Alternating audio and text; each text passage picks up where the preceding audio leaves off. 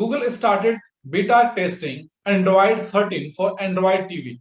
Similar to previous years, our system image is available for the ADT-3 Developer Kit.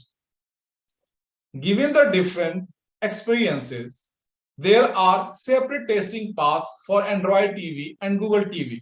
You can install a Google TV Beta 1 system image on the ADT-3 Developer Kit today. Meanwhile, both an Android TV 13 and Google TV beta testing experience is available via the Android emulator for TV. Google has identified the following issues and it does not make for the most stable experience. When Bluetooth headphones are connected, AV playback on some apps does not work. In some cases, when trying to pair Bluetooth devices, pressing the side button on the ADT-3 devices does not activate a Bluetooth device search. If remote pairing is lost, you can work around this by using ADB commands to simulate remote input. Alternatively, you can reflash the unit.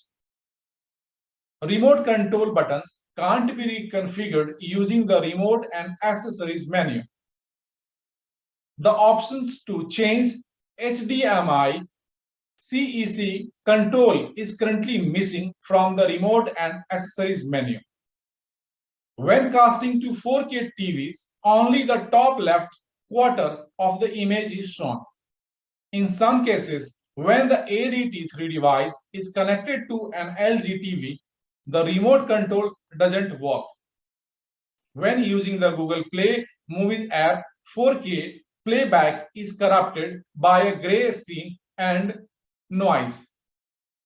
For iOS device, the Google Home app fails to connect to the ADT-3 device. To work around this issue, use the Google Home app on an Android device or the ADT-3 remote control.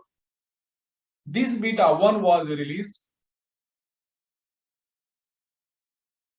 Android Police on May 4 or just over a week after the Pixel version became available. Stay tuned as we dive into what's new. UStreamOsRadio.live. With nothing but the best music.